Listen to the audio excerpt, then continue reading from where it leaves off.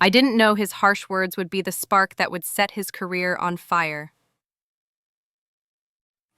It started on a Monday morning like any other. Except today, I was ready to present an idea I'd spent weeks developing. But when I walked in, my boss was already laughing with the others, and my heart started to sink. He looked at me and said, "This job isn't for women. You're too emotional to handle pressure." The room fell silent. I smiled. Not because I agreed, but because that was the moment I decided he wouldn't be my boss for long. You see, I never raise my voice. I raise my value, quietly, strategically. I started documenting every unethical thing he did. His fake invoices, how he took credit for our team's work, the sexist jokes. But I didn't stop there. I read HR policy like a novel. I memorized our company ethics line. Every time he spoke, I listened, recorded, dated, backed up. He thought I was harmless because I never interrupted him. But I was learning his every move. After a while, people started coming to me in whispers, sharing things they had seen, heard, endured. I took notes without judgment.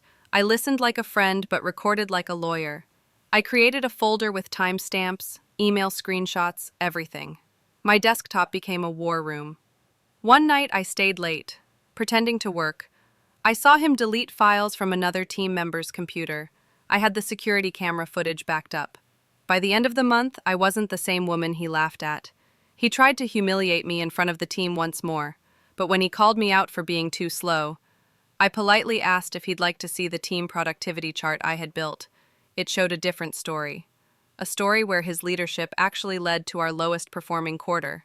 He stuttered. I smiled. Again. By the third month, I submitted an anonymous report. HR didn't act, so I went higher. Compliance.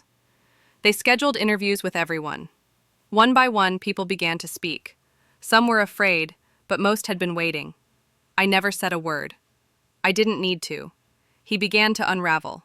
Late to meetings, snapping at people, paranoid. And then one day, he found out. He stormed into the break room, red-faced, accusing people of betrayal. I looked at him calmly and said, "Maybe the real betrayal is thinking no one would ever speak." That week, he was suspended, pending investigation. But I wasn't done. I organized the files. I wrote a detailed, professional report. I attached it to an email to the board. The subject line read, "For the good of the company." 2 weeks later, HR invited me in. They thanked me. They asked if I'd be willing to help rebuild trust in the department. I was offered a new role, temporary team lead, but I didn't gloat. I didn't post a victory message online. Instead, I walked into his old office, now mine, and closed the door.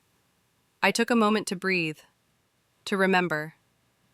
Then I opened my laptop and began rewriting the policies he had ignored. 6 months after he told me I didn't belong here, I was sitting at his